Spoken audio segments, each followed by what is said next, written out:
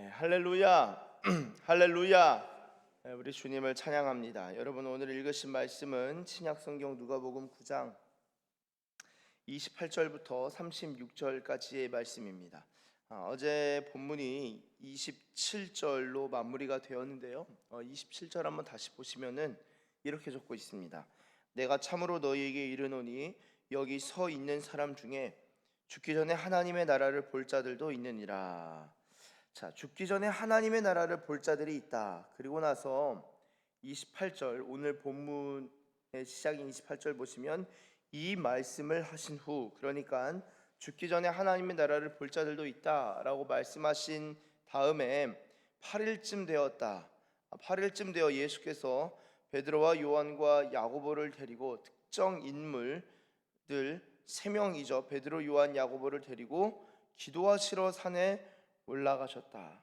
여러분, 누가복음은요, 이 기도란 단어가 상당히 많이 등장합니다. 다른 복음서들보다 누가복음과 사도행전에는 이 기도란 단어가 많이 등장하는데요.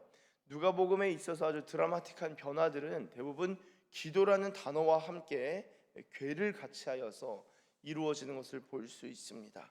어제도 18절에 예수께서 따로 기도하실 때에 라고 했죠. 18절에 예수께서 따로 기도하실 때에, 기도할 때에 제자도의 말씀이 계시가 되고 또한 신앙 고백이 이루어졌던 것을 볼 수 있고요. 자, 오늘 또한 오늘 본문의 28절에 기도하시러 산에 올라가셨다. 기도하는 장면이 연이어서 나옵니다. 자, 말씀을 하신 후 8일쯤 되었다. 여러분, 8은 어떤 의미입니까? 8은 새로운 시작 그리고 부활을 의미하죠. 네. 그러니까 이 하나님 나라에 있어서 어떤 새로운 장면을 보여주시는 그런 모습으로도 우리가 숫자적 상징을 좀 이해할 때 그러한 장면들 숫자를 통해서도 파악해 볼 수 있겠습니다. 이 베드로, 요한, 야고보를 데리고 기도하러 산에 올라가셨고 29절에 기도하실 때 어떤 일이 일어나는가? 예수님의 용모가 변화되고 그 옷이 휘어져 광채가 나더라. 이게 변화산의 사건, 이 변화산이 어딘가라고 한다면은 이 변화산이 가이사랴 빌립보 근처에 있는 이제 헐몬산으로 이해를 하죠. 이 가이사랴 빌립보. 이 가이사랴 빌립보에 만신전이 있었기 때문에 당시 우상 숭배로도 가장 유명한 곳이 가이사랴 빌립보였습니다. 그런데 어떻게 보면 이스라엘과 이스라엘 이 접경 지대에 있어서는 가이사랴 빌립보, 지금 이 변화산의 영역이 아주 우상 숭배로는 아주 가득 찬 곳인데 예수님께서 어떤 면에서는 이 우상 숭배가 드글드글하고 악한 영이 뭔가 많이 있을 것 같은 곳에 가셔서 하나님 나라 영광을 딱 보여주시는 거예요. 순간적으로 딱 보여주시는 겁니다. 이 다른 복음서들과 달리 특히 누가복음은 예수님이 순간적으로 변화하신 모습과 관련해서 이 일이 기도하실 때 일어났다. 저는 이게 예수님만이 아니라 어떤 면에서는 저희도 이 기도할 때 용모가 변화되는 것 같아요. 이 기도를 하다 보면 사람이 이렇게 깨끗해지고 맑아지고 기쁨이 있습니다. 그래서 기도하면서 찬양하면서 주님을 사랑하고 주님을 고백하고 예수님의 이름을 부르고 하다 보면요, 이 지혜라는 것은 잠언에 이 지혜라는 것, 말씀이라는 것은 이 얼굴에 악한 것들을 사라지게 한다라는 표현이 있어요. 이 얼굴에 악한 것들, 얼굴에 선한 것들이 이 사라지는 것들이 있습니다. 주님을 사랑하다 보면은 이 마음이 변화되는데 마음만 변화되는 게 아니라 마음이 변화되니까 잘 웃게 되고 얼굴이 너그러워지고 인자하게 되고. 제가 지금까지 많이 기도했던 것 중에 하나가 예수님의 눈빛을 주세요.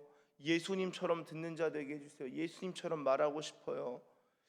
제가 그러다 보니까 예수님의 보폭은 짧았을까 길었을까? 그것도 이제 예수님처럼 걸음걸이도 예수님처럼, 어떻게 예수님은 걸음이 빠르셨나 느리셨나? 늘 대화하셨으니까 걸음이 그렇게 빠르시긴 어려웠겠지. 그런 생각도 해보고요. 여러분 예수님을 닮기를 원한다면요, 저는 실제적으로 용모의 변화가 일어난다라고 봅니다. 그래서 저는 이게 많이들 그런 얘기 하시잖아요. 어느 정도 나이대가 되면은 자기 얼굴에 책임져야 된다. 그게 어떻게 인생을 살아왔는지에 대한 건데, 여러분 그 나이 그게 40이든 50이든 어떻게 되든지 간에 그 이후로도 용모가 변화됩니다. 저는 주변에 예수님을 사랑함으로 말미암아 용모가 변화되신 분들을 많이 봤어요. 저 이제 할머니 그리고 또 어르신들 뵈도요, 주님을 사랑하기 시작하면요, 얼굴에 사나운 것이 사라집니다. 사그러집니다. 그래서 어떤 분이 은혜를 받기 시작하는데 주변에서 얘기해 주시는 거예요.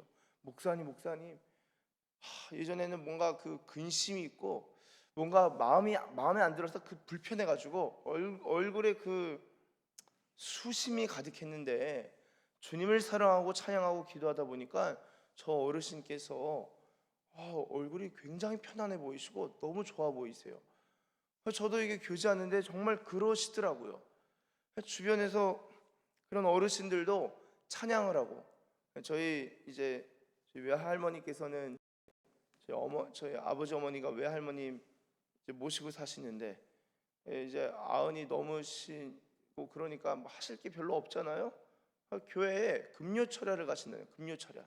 그래서 제가 이제 금요일에 세종 갈 일이 있을 때, 산부인과나 일이 있을 때 가면은 금요철야가 간다. 그래서 걸어가신다는 거예요. 무슨 소리냐? 할머니 태워다 드릴게요. 알겠다.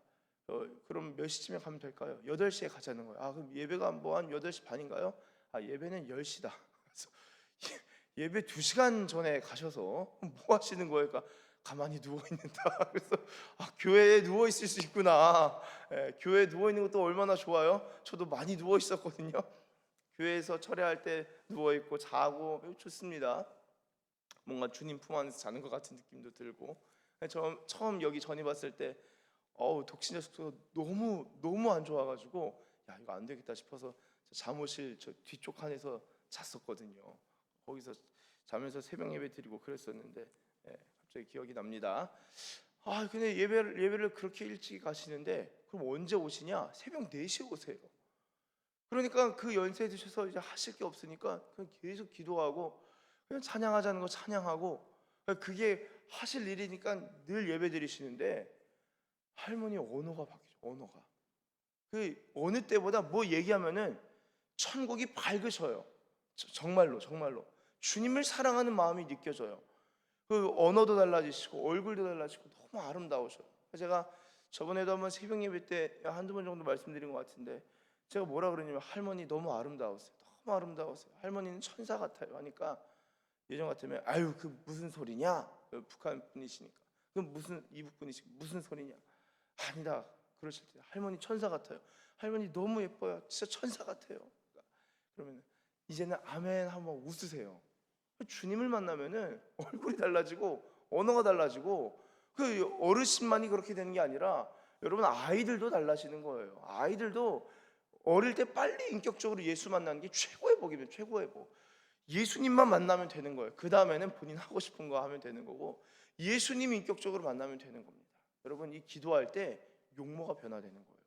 저는요, 죽기 전에 하나님 나라를 볼 자가 있다 그랬는데, 이 하나님 나라를 어떻게 보여주시냐라고 할 때 예수님이 하나님 나라를 어떻게 보여주세요? 자기 자신을 보여주시는 거예요. 하나님 나라의 가장 중요한 예수 그리스도, 예수님 자신의 모습 중에서도 가장 영광스러운 모습, 영광을 받으신 모습, 그것을 순간적으로 보여주시는데 그 일이 기도할 때 일어난다. 저는요, 하나님 나라의 역사들과 하나님 나라의 이 사역들과 하나님 나라의 놀라운 일들은 기도할 때에 일어난다라고 믿습니다. 기도하실 때 용모가 변화되고 그 옷이 휘어져 광채가 나더라. 그리고 이어지는 30절, 문득 두 사람이 예수와 함께 말하니, 두 사람이 누굴까요? 이는 모세와 엘리야라. 자, 모세와 엘리야가 왜 나타났을까요? 여러분 모세는 구약의 율법을 상징하고요, 모세 오경 토라죠. 그리고 엘리야는 선지서를 의미합니다. 선지자의 대표적인 인물입니다. 그러니까 이 구약 성경의 성취로서 예수님이 모세와 엘리야 사이에서 구약을 이루신 분으로서 구약의 주인으로서 예수님이 나타나시는 거죠. 또 하나 뭐가 있을까요? 모세와 엘리야의 공통점이 있습니다. 바로 그들은 죽음을 보지 않았다. 물론 이 모세는 죽었다라고 볼 수 있는데 이 신명기에서 모세의 시체를 찾을 수가 없는 장면이 나오죠. 신명기 34장입니다. 모세가 어떻게 죽었는지 모세의 시체를 찾을 수가 없어요. 돌아다니다가 그냥 기신맥진해집니다. 자, 엘리야는 어떻게 됩니까? 불병거 타고 그냥 하늘로 그냥 승천해 버리죠. 그래서 이 모세가 시체가 있다라는 이야기 주장이 있는가 하면은 또한 모세가 승천했다. 모세 승천기라는 그런 성경과는 상관이 없습니다만 그런 저작들도 아주 고대에는 돌아다니기도 했는데요. 이 두 사람은 죽음과는 상관이 없는, 죽음을 뛰어넘는 승화시킨 사람들로 나오는데 예수님이 바로 그러한 사람으로서 그 영원성을 가진 분으로서 드러나게 되는 것이죠. 이들이 모세와 엘리야인데요. 31절 영광 중에 나타나서 장차 예수께서 예루살렘에서 별세하실 것을 말할세. 이들이 예루살렘에서 별세하실 것이다 라고 얘기했다. 이 별세란 단어가 참 흥미롭습니다. 이 헬라어로는 이 별세란 단어가 신약 성경에 많이 아주 적게 나오는데요. 이 별세가 헬라어로 엑소도스입니다. 엑소도스가 뭔가요? 창세기 다음에 출애굽기가 엑소도스죠. 엑소도스가 헬라어로 에크, 그리고 호도스. 에크는 뭐뭐로부터 from, 호도스는 이제 path 혹은 way, 그러니까 길이죠, 길. 그러니까 이 출애굽하다, 출애굽, 떠나다라는 의미가 있습니다. 그래서 엑소도스 첫 번째는 떠나다라는 의미고 둘째로는 죽다라는 의미가 있어요. 자, 예수님께서 예루살렘에서 별세하신다라는 것은 자, 예수님이 지금 영광 중에 계신 거잖아요. 두 가지로 볼 수 있습니다. 하나는 예수님이 십자가에서 죽으신다라는 의미가 있고 다른 하나는 예수님께서 승천하시는 떠남을 볼 수도 있겠습니다. 제자들이 전혀 이해하지 못했을 거예요. 엑소도스? 죽으면 죽는 거지 왜 엑소도스라는 단어를 쓰지? 예수님께서는 예루살렘에서 그냥 승천해서 쭉 가셨으니까 이 별세에 대해서 말하는 것을 볼 수 있습니다. 이어지는 32절에 베드로와 및 함께 있는 자들이 깊이 졸다가 자, 이게 환상을 봤다, 환상설 혹은 꿈, 공통적인 꿈을 꿨다, 이게 다 부인되는 것이 누가복음은 아주 정확히 적고 있는데 깊이 졸다가 온전히 깨어났다. 내가 비몽사몽하는 것이 아니구나. 온전히 깨어나 예수의 영광과 및 함께 선 두 사람을 보더니 자, 여러분 예수님의 용모가 변화되고 그 옷이 휘어져 광채가 났다라는 것을 영광이라는 한 단어로 표현합니다. 고린도후서 4장 6절에 보시면 이렇게 적고 있죠. 어두운 데에 빛이 비치라 말씀하셨던 그 하나님께서 예수 그리스도의 얼굴에 있는 하나님의 영광을 아는 빛을 우리 마음에 비추셨느니라. 예수님의 얼굴에 하나님의 영광을 아는 빛이 있었다. 고린도후서 4장 6절에서는 그렇게 적고 있는데요.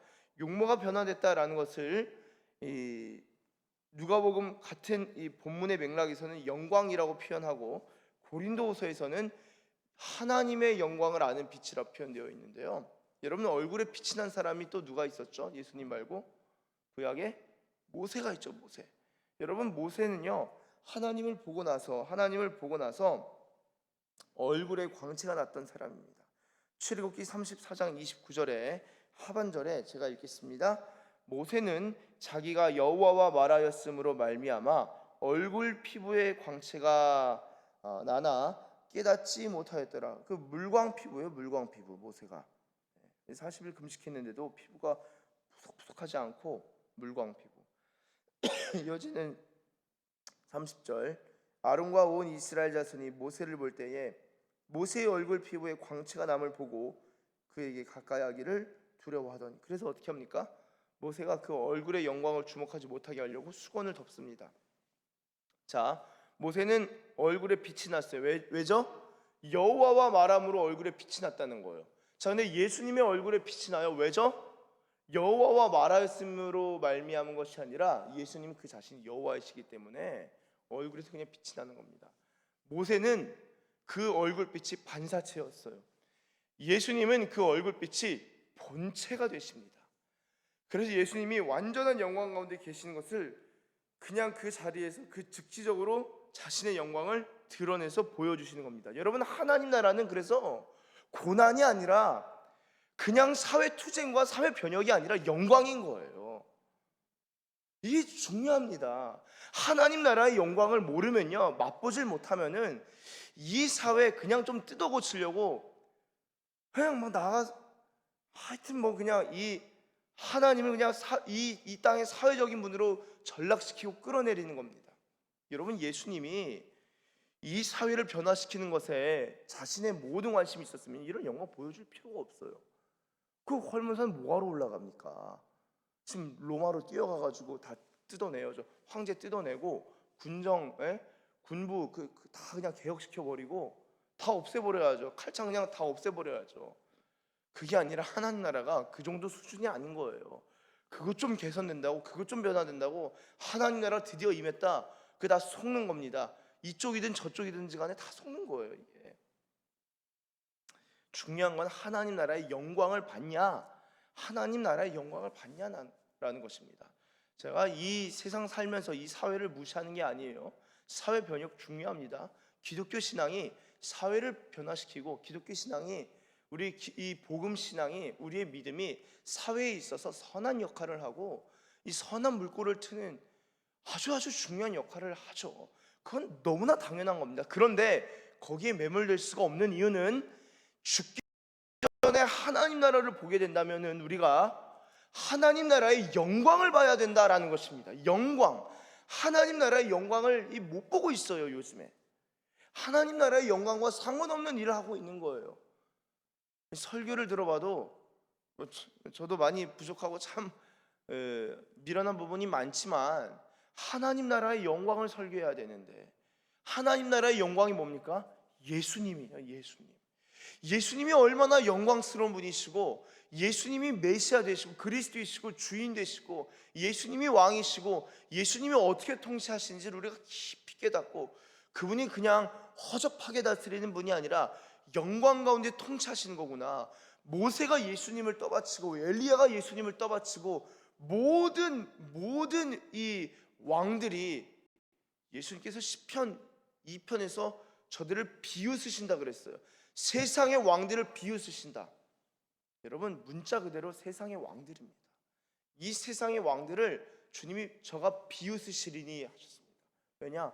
그분의 영광은 이 세상의 영광과 비할 것이 없기 때문에, 비할 수가 없기 때문에 예수님의 영광을 볼 수 있는 저와 여러분들 되시길 예수님의 이름으로 축복합니다. 그들이 본 거예요. 예수님 기도하시는 자리까지 따라가니까 베드로, 야고보, 요한 이들이 예수님의 영광을 보는 것입니다. 그러니까 어떻게 합니까? 33절, 두 사람이 떠날 때에 베드로가 예수께 여짜오되 주여 우리가 여기 있는 것이 좋사오니 우리가 초막 셋을 짓되 하나는 주를 위하여 하나는 모세를 위하여 하나는 엘리야를 위하여 하사이다 하되 자기가 하는 말을 자기가 알지도 못하더라. 여러분, 이게 비몽사몽해서 아유 예수님 하는 것이 아니라 온전히 깬 상태로, 이야 너무 놀랍다, 초막을 짓고 여기서 삽시다. 변화산 이 영광을 보여주셨는데 이 영광을 맛보니까 저 그냥 여기서 살고 싶어요. 여러분, 그렇게 되는 거예요. 예수님의 영광을 맛보면은 예수님께 흠뻑 빠져서 그분과 그냥 함께 있는 것이 최고인, 시편 27편 4절처럼 내가 주님의 궁전에서, 궁전이 아니라 주님과 함께 초막일지라도 내가 주님과 함께 있기를 원합니다. 주님과 함께 있는 게 궁전에서의 첫날보다 좋습니다. 여러분, 그 고백이 그냥 터져 나오는 겁니다. 주님의 영광을 맛보는 사람은요. 그래서 그렇게 짓고 여기 삽시다 하는데 34절에 이 말할 즈음에 구름이 와서 그들을 덮는지라. 구름 속으로 들어갈 때에 그들이 무서워하더니 구름이 짙게 깔리는 거예요. 구름은 성경에서 임재를 의미합니다. 그 구름이 언제 짙게 깔리죠? 구약 성경 출애굽기에서 성막에 하나님의 임재가 있을 때는 구름 기둥이 그 성막으로 그냥 임재하고 덮어버립니다. 그러니까 예수님 자신이 이 성전이시고 예수님 자신이 영광이시니까 구름이 나서 다 가려버리는 거예요. 구름 속에서 소리가 납니다. 35절에 이는 나의 아들 곧 택함을 받은 자니 너희는 그의 말을 들으라 하고, 여러분 이 누가복음은요 3장 22절 한번 가보시겠습니까? 3장 22절에 보시면 이렇게 적고 있습니다. 예수님이 세례 받으실 때에, 제가 그냥 21절부터 읽겠습니다. 백성이 다 세례를, 누가복음 3장 21절, 백성이 다 세례를 받을 때 예수도 세례를 받으시고 기도하실 때, 누가복음은 기도를 강조한다고 말씀드렸죠. 기도하실 때 하늘이 열리며, 기도할 때 하늘이 열리는 겁니다. 22절, 성령이 비둘기 같은 형체로 그의 위에 강림하시더니 하늘로부터 소리가 나기를 너는 내 사랑하는 아들이라 내가 너를 기뻐하노라 하시니라. 자, 세례 받으실 때는 하나님의 음성이 직접 화법이었습니다. 자, 그런데 누가복음 9장 변화산 사건에 있어서는 하나님의 음성이 간접 화법으로 기록되고 있습니다. 자, 누가복음 3장 세례 장면에서는 내 사랑하는 아들이다 라고 하고 있는데요, 누가복음 9장에서는 택함을 받은 자다, 나의 아들 곧 택함을 받은 자다. 무슨 차이일까요? 이 학자들은 이 부분을 주의하기로는 세례받을 때는 정체성과 관련된 것이다 라고 표현하고요, 누가복음 변화산에서는 사역과 관련된 것이다, 사역과 관련돼서 예수님의 사역과 관련돼서 택함을 받은 자다라고 하나님이 인쳐주시는, 말씀하시는 장면이다라고 볼 수 있겠습니다. 우리 36절 한번 같이 읽도록 하겠습니다. 시작. 소리가 그침에 오직 예수만 보이더라. 제자들이 잠잠하여 그 본 것을 무엇이든지 그때에는 아무에게도 이르지 아니하니라. 아멘. 자, 소리가 그치고 구름이 거친 다음에는 예수만 보게 됩니다. 예수님만 보이는 것. 이 표현이 참 좋죠. 예수님만.